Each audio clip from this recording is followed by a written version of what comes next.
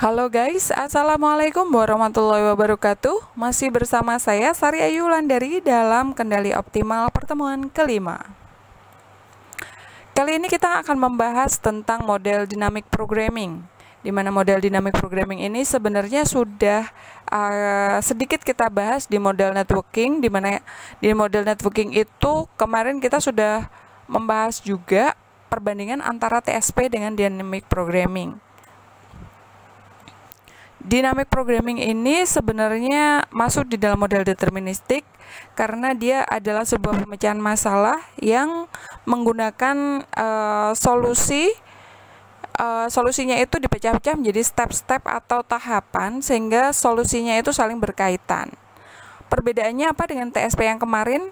Perbedaannya adalah kalau TSP yang kemarin dijajar ke bawah, sedangkan kalau modelnya itu dijajar ke bawah, selain itu semuanya solusinya itu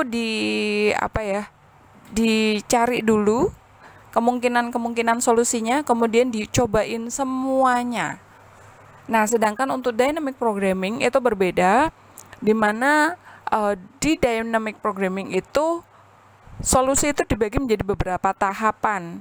Nah, step-step tersebut tiap step itu dicari yang paling optimal. Step 1 dicari optimal, kemudian optimalnya step 1 dicari untuk mencari optimal yang di step kedua dan seterusnya, sehingga step-step atau jalur-jalur yang tidak optimal maka dia tidak akan dihitung. Artinya itu akan memangkas sistem atau memangkas waktu maupun memangkas operasi hitung gitu ya dari sebuah pemrosesan. Nah, kali ini kita akan membahas tentang 3 hal. Yang pertama adalah algoritma, kemudian manual Excel-nya, kemudian program MATLAB-nya. Ya, kita masuk ke algoritma. Oke, pada dasarnya sama seperti yang kemarin, di mana kita mempunyai sebuah jaringan. Anggap aja ini adalah sebuah jaringan syaraf tiruan di mana masing-masing itu mempunyai di jaringan syaraf tiruan itu kan kita punya node. Ini adalah node yang benar-benar itu, kemudian ini adalah jalur atau path yang 2, 4 yang ada tanda panahnya gitu ya. Nah, yang 2, 4, 3 yang ada di dalam jalur atau pathnya tersebut itu adalah bobot. Jadi setiap node itu saling dihubungkan dengan path atau jalur gitu ya, dimana setiap path itu dia punya bobot masing-masing, seperti itu. Nah, caranya sebenarnya gampang. Dia pertama adalah melakukan inisialisasi terlebih dahulu. Dia mau kemudian set parameternya dan lain sebagainya. Lalu setelah itu dia akan mencari apakah dia itu optimal atau tidak. Entah itu mencari jalur terpendek ataupun jalur yang terpanjang. Nah, itu tergantung. Mau mencari yang min atau mencari yang max itu tergantung dari kebutuhan teman-teman semua. Biasanya kalau misalnya mencari kalau biasanya mencari jalur, biasanya jalurnya jalur terpendek. Tapi kalau misalnya di jaringan syaraf tiruan, biasanya pakainya fungsinya adalah max. Ya, tergantung. Nanti teman-teman akan saya ajarin kapan menggunakan min, kapan menggunakan max. Menggunakan min itu adalah jika dia akurasi yang dicari, sedangkan menggunakan min jika error rate yang dicari, seperti itu. Tapi ini sebenarnya bisa juga dipakai untuk istilahnya penjadwalan misalnya. Kalau penjadwalan berarti pakai min atau max? Pakainya fungsi min. Oke, minimal ya. Nah, kalau misalnya mencari jalur yang terpendek di Google Map misalnya, berarti pakainya fungsi min, seperti itu. Nah, kalau belum optimal, maka dia akan muter lagi. Seperti itu kurang lebihnya ya, sampai dia selesai. Apakah dia optimal? Ya, baru stop. Seperti itu. Nah, yang berikutnya kita akan membahas, nah kalau misalnya kita sudah mempunyai soal, ini sebuah soal gitu ya, jaringan syaraf tiruan dengan bentuk jaringannya seperti ini. di mana yang sebelah depan ini adalah input, kemudian dari 2, 3, 4, 5, 6 partnya sampai 9 ini adalah part untuk hidden layer, sedangkan 10 itu adalah part untuk output.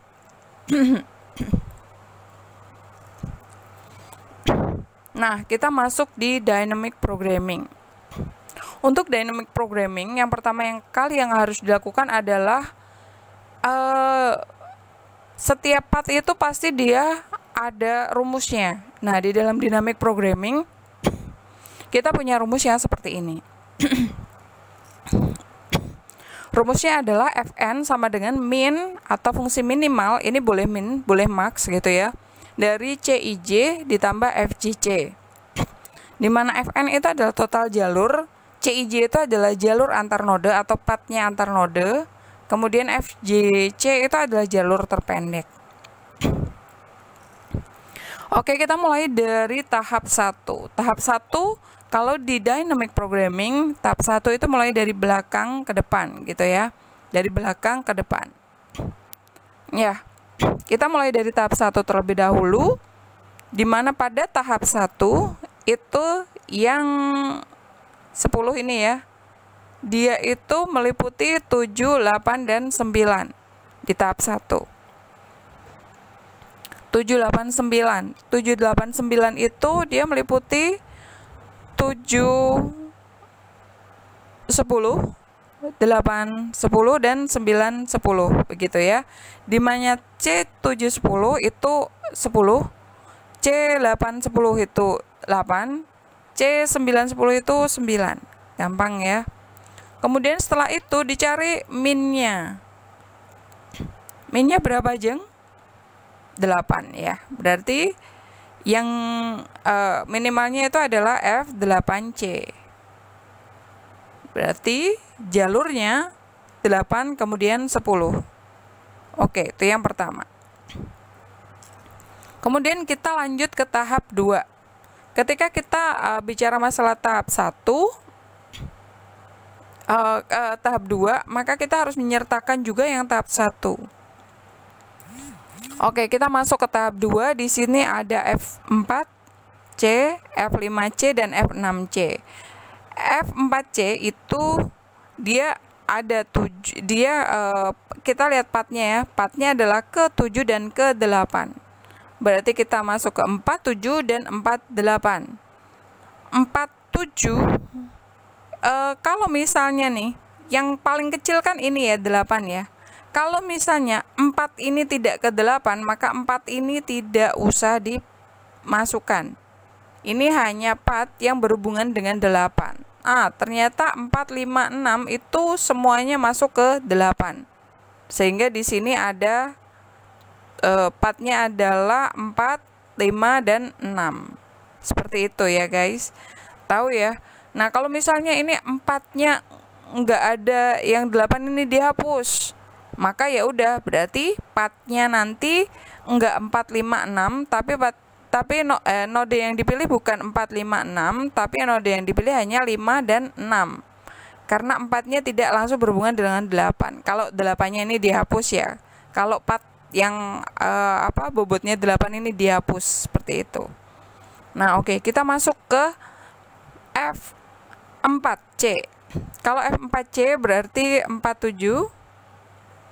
47 itu jalurnya adalah, bobotnya adalah 5 ditambah 10 gitu ya. Terus kemudian 58. 58 itu bobotnya adalah 5. 8 itu bobotnya 3. Terus tambah 8. Seperti itu. Berarti berapa guys?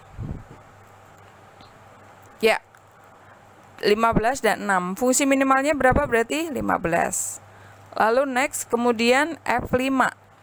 Di F5 kita punya 57, 58, 59. 57 itu adalah 7 tambah 10, 58 itu adalah 3 tambah 8, 59 itu adalah 6 tambah 9. Jadi kalau begitu fungsi minimalnya adalah 11. Oke ya. Nah, next berikutnya untuk F6. F6 itu 68 dan 6, 8, 10 dan 6, 9, 10 gitu ya. Berarti kalau begitu 68 itu adalah 48, 4 ditambah 8 berarti 12, kemudian 69 itu adalah 5 ditambah 9 adalah 14. Berarti yang minimal adalah 12. Nah, di antara 15, 11, dan 12 yang paling minimal itu adalah F5. Berarti kalau begitu F5-nya, tapi F5 8. Berarti kita sudah mempunyai 4, 5, 8, 10. Seperti itu. Gampang ya. Next. Kita masuk ke tahap berikutnya adalah tahap 3, di mana tahap 3 kita harus menyertakan tahap 2 terlebih dahulu, di mana tahap 2-nya itu F4 itu udah 15, F5 adalah 11, F6 itu adalah 12. Nah, kita lihat di sini masing-masing berhubungan dengan F5 enggak yang paling optimal? Iya, ternyata 2 dan 3 masing-masing berhubungan dengan 5. Berarti dua-duanya diambil. Berarti kita pakai F2 dan F3. Untuk F2 sendiri berarti F2 itu adalah F25. F25 itu adalah 6 ditambah 3 ditambah 8. Kemudian F35. F35 itu adalah F25 dan F24 ya, F24-nya itu adalah 4 tambah 5 tambah 10 gitu ya. Jadinya adalah 19.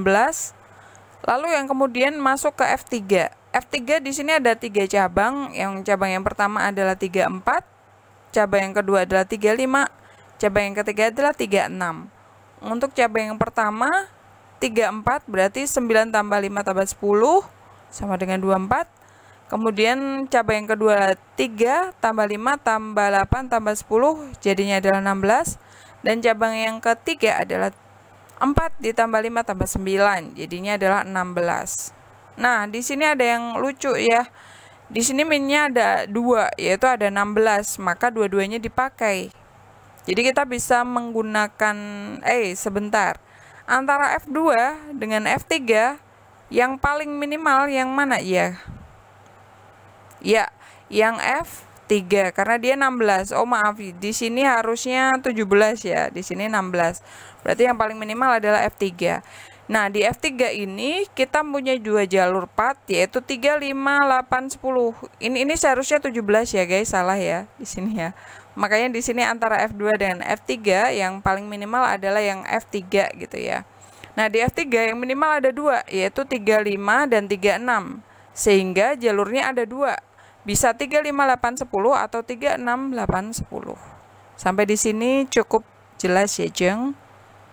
Next, tahap terakhir. Tahap terakhir adalah tahap keempat. Untuk tahap keempat ini kita harus menyertakan juga tahap yang ketiga, di mana F2-nya tadi 17 dan F3-nya tadi adalah 16. Oke, di tahap keempat ini yang satu berarti dia bercabang 2 ya. Yang satu adalah 1, 2, yang kedua adalah 1, 3.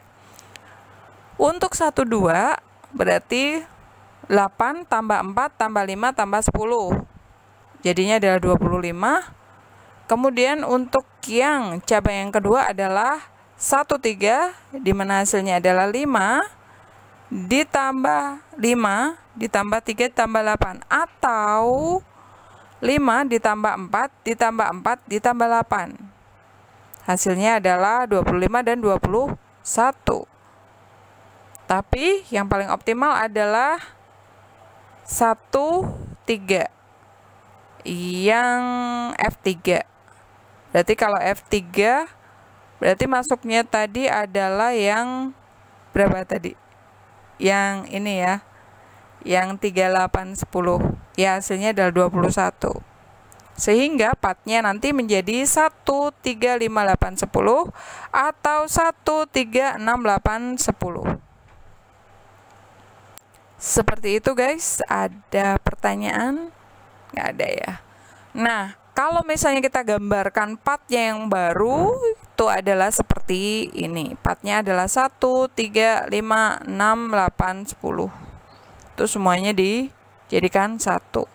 Dari jaringan saraf tiruan yang sangat rumit, apalagi kalau partnya banyak sekali, apalagi kalau hidden layernya banyak sekali, ditambah dengan datanya yang banyak juga, data masukan yang banyak juga, misalnya data inputnya ada 1000 atau 2000, dengan jalur path yang banyak juga, maka itu akan lama sekali.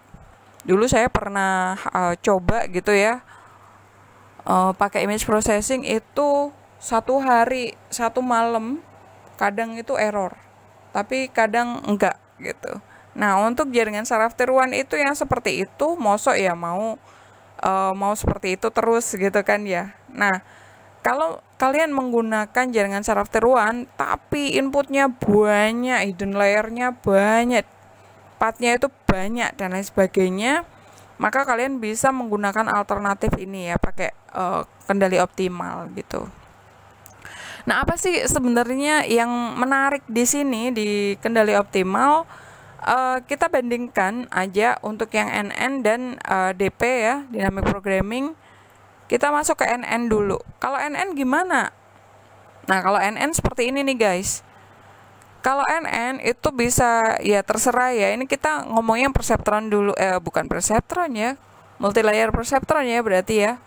Nah, kita pakainya yang forward dulu. Nah, kalau yang forward gimana? Untuk yang NN. Nah, misal nih, kita mempunyai F2, 12 ini, dan F3 di 13 ini. 12-nya itu adalah 8X plus 1. 1 ini bias gitu ya.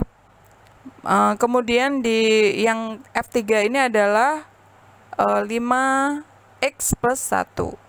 Misalnya seperti ini. Kemudian kita masuk ke tahap 2. Tahap 2 adalah ini ya. Berarti kita punya F4, F5, dan F6. F4 itu terdiri dari 24 dan 34, 24 dan 34, di mana 24 itu adalah 24 itu adalah 4 kali F4. Bentar. F4 itu ya. Terdiri dari 4 dan 9, maaf ya, di sini harusnya 4 gitu ya. Harusnya 4 dan 9, di mana 4 itu berasal dari 84 gitu ya, berarti dari F2. Kemudian yang 9 itu adalah dari F3 gitu ya.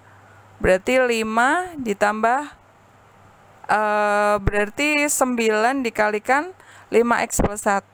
Jadinya adalah 61X plus 11. Lalu berikutnya F5. 5 itu terdiri dari 25 dan 35.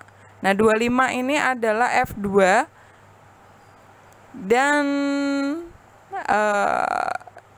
6 kali F2. F2-nya adalah 8X plus 1.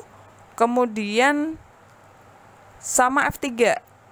F3-nya itu adalah 5 kali dalam kurung 5X plus 1. Jadi hasilnya adalah 73X plus 11.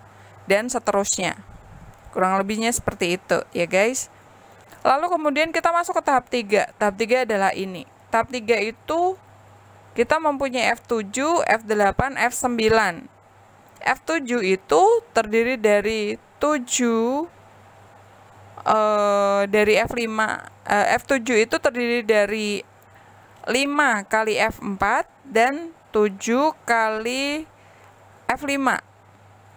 Nah, F4-nya itu adalah 61X plus 11. Berarti 5 kali 61X plus 11 ditambah 7 kali F5-nya itu adalah 73X plus 11. Hasilnya adalah 8, 16X plus 1, 32.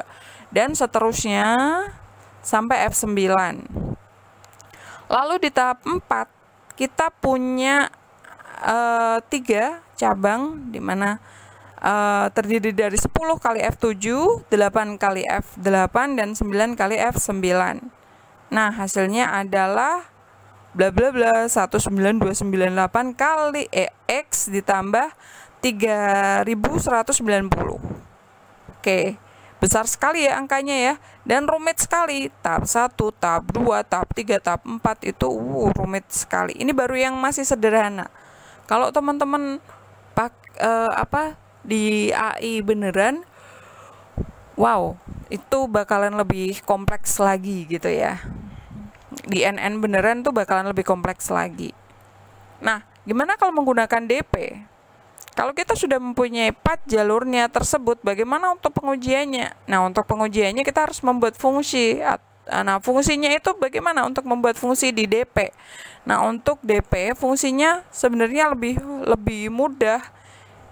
Dia mulai dari tahap 1. Tahap 1 F3. F3 itu berapa? 5. X plus 1, ya kan? Lalu masuk ke tahap 2. Tahap 2 ada 5 dan 6. Berarti 5 itu berapa ini? 5 dikalikan F3, dan yang 6 itu adalah 4 kali F6. Berarti ada 25X plus 5 dan 20X plus 4. Lalu kita masuk ke tahap 3. Tahap 3 itu F5 ditambah F6 gitu kan. F5-nya itu adalah 3, berarti 3 F5 ditambah 4 F6. Nah, hasilnya adalah 155X plus 31. Baru tahap berikutnya dari 8 masuk ke 10 gitu ya. Berarti 10 itu adalah 8 dikalikan F8. F8-nya adalah 155X plus 31. Hasilnya adalah 1240X plus 248. Nah, kurang lebihnya seperti itu, guys. Lebih mudah yang mana? Lebih mudah yang DP atau lebih mudah yang NN? Sebenarnya kalau udah terakhir seperti ini, dia memangkas komputasi gitu ya. Jadi menyederhanakan komputasi untuk yang DP. Jadi sama sih sebenarnya untuk yang NN. Pertama di NN kan dulu, terus setelah NN selesai, di NN itu semuanya sudah keluar bobotnya gitu ya. Setelah dapat bobotnya masing-masing, baru kemudian kita masukkan ke dalam tahap baru kita optimalkan. Nah, kalau kita sudah optimal, artinya kalau ini kan ini sebelum dioptimalkan ya, NN, tapi yang sebelum dioptimalkan. Kalau bikin pengujiannya seperti apa ya? Seperti ini, 9192998X plus 3190. Lah, ini kan perseptron, jadi dia pakainya yang linear gitu ya. Nah, kalau yang DP pakai dynamic programming, dia lebih sederhana. Karena kenapa? Karena yang diambil adalah path yang optimalnya saja. Seperti itu, guys. Lebih mudah ya, guys ya. Nah, seperti itu untuk manualnya. Untuk Excelnya sebenarnya kita nggak butuh Excel ya untuk yang dynamic programming. Excelnya ya cuman seperti itu aja. Tapi kalau misalnya teman-teman mau tapi kalau misalnya teman-teman mau nyoba Excelnya, nah caranya adalah seperti ini, guys. Pertama, kita nyoba yang perseptron terlebih dahulu gitu ya. Ini yang enggak yang multi layer, ini yang cuman perseptron aja. Ini adalah iterasi pertama, kemudian iterasi kedua, kemudian iterasi ketiga, iterasi keempat, dan seterusnya. Nah, kita sudah punya beberapa iterasi, kita nyoba dulu yang iterasi pertama. Iterasi pertama ini adalah 0,65 X1, 0,55834 X2 ditambah 5. 5 ini adalah biasnya gitu ya. Nah, kurang lebihnya jaringannya adalah seperti ini. Hasil keluaran akhirnya adalah misalnya di sini kita nyoba yang pertama aja ya, 0,65, 0,55 dan 5. Berarti di sini adalah 0,5, 0,55 dan 5 gitu. Ini contoh aja ya. Nah, lalu setelah itu baru kita cobakan yang ini di dalam persamaan X. Jika dia itu 0 dan jika dia itu jika X1-nya 0 dan jika X2-nya 0. Kita masukkan. Kita mencari titik singgung di sumbu X dan sumbu Y. Nah, kita masukkan terlebih dahulu, Berarti kalau misalnya kita mau mencari titik potong dengan sumbu X, berarti X-nya adalah 0, berarti Y-nya berapa guys? Y-nya adalah min 5 gitu ya. Min 5 dibagi dengan ini. Lalu kalau kita mencari titik potong dengan sumbu Y, berarti min 5 dibagi dengan mana? Sumbu Y berarti X. Nah, jadilah seperti ini. Nah, kalau kita sudah jadi seperti ini guys, lalu next berikutnya kita akan menggambar. Caranya menggambar gimana? Sama seperti yang kemarin, insert, kemudian sketcher. Nah, setelah mendapatkan sketchernya, lalu kemudian kita add, tambahkan lagi.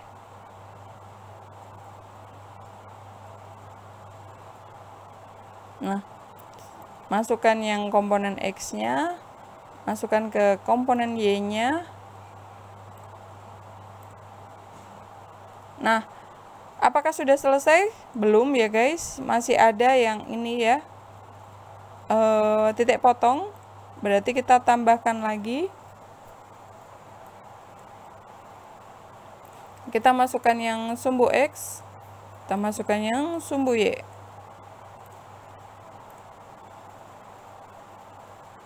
Oke, berarti bentuknya adalah seperti ini guys.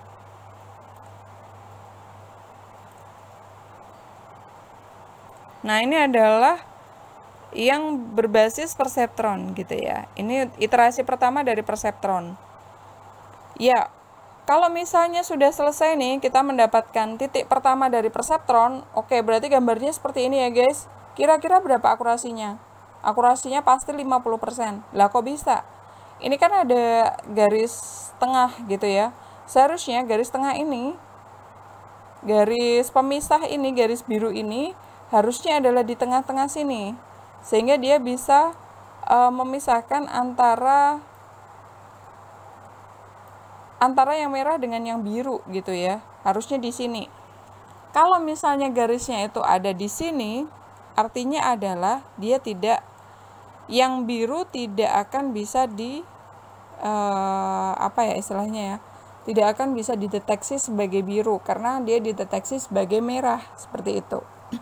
Seharusnya kan yang di atas garis ini adalah merah, merahnya benar, tapi di bawah garis ini adalah biru. Nah, birunya salah semua. Jadi 50% pasti itu, pasti. Gitu ya. Nah, kalau misalnya pakai yang dynamic programming, mudah gitu ya. Kita cari lah, misalnya itu ada 2 kan. X1-nya tadi berapa guys? X1-nya tadi adalah 0,6 dan X2-nya adalah 0,5. Berarti yang kita pakai adalah 0,55834. Berarti nanti bentuknya hanya seperti ini di dynamic programming, bentuknya jaringannya hanya seperti ini.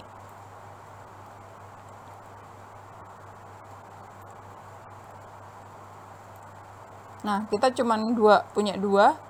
Di sini adalah inputnya. Ini adalah inputnya. Ini adalah node 1 misalnya, di sini adalah outputnya.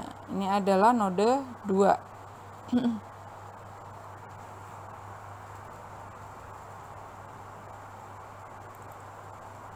Ini adalah node 2.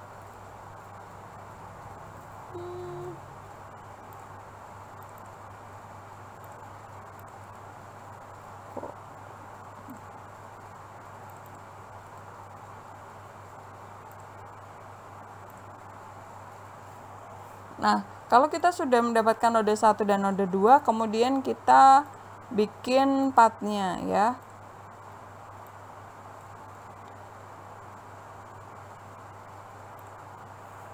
Nah, setelah kita membuat path-nya, kemudian kita harus membuat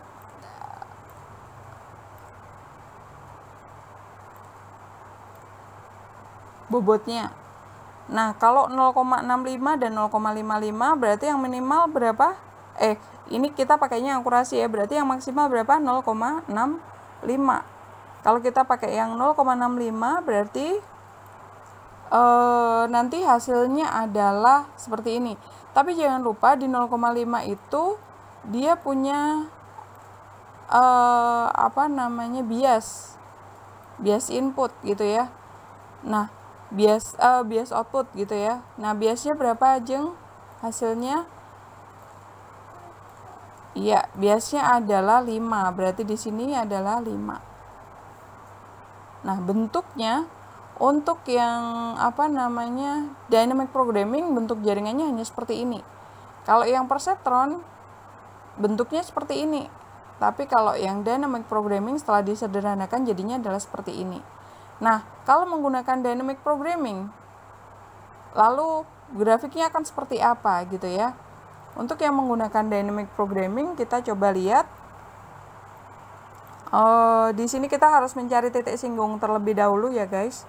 Titik singgung dengan sumbu X. Nanti persamaannya jadi seperti apa? Fx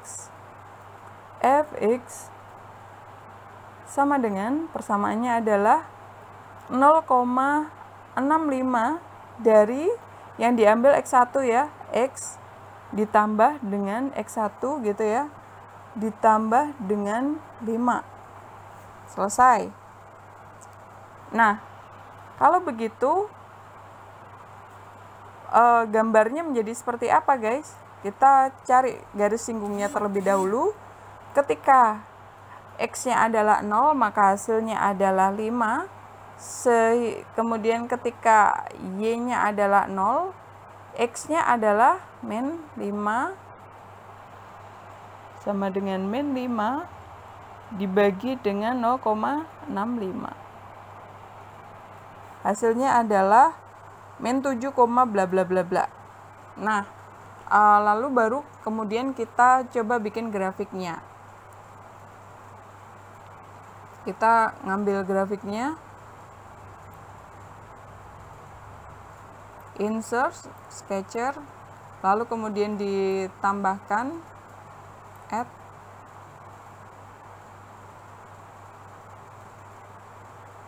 Oke, kita masukkan kolom X-nya, kemudian kita masukkan kolom Y-nya. Ya, lalu jangan lupa kita tambahkan garis singgungnya.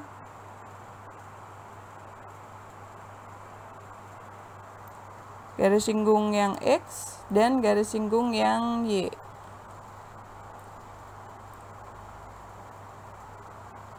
Oke. Nah, bentuknya akan berbeda, guys. Ya, walaupun sama-sama gitu ya, sama-sama belum benar ya, karena ini masih iterasi 1, teman-teman bisa nyoba iterasi 2 dan seterusnya. Ya, semoga aja ini bukan kasus yang dia tidak akan ketemu optimalnya gitu ya. Kayaknya sih kalau ngelihat ininya kasusnya tidak akan ketemu optimalnya gitu ya. Nah, bentuknya seperti ini. Ini adalah ya menggunakan perceptron. Ini adalah perceptron plus DP ya, dynamic programming. Nah, perbedaannya dengan TSP juga apa, guys?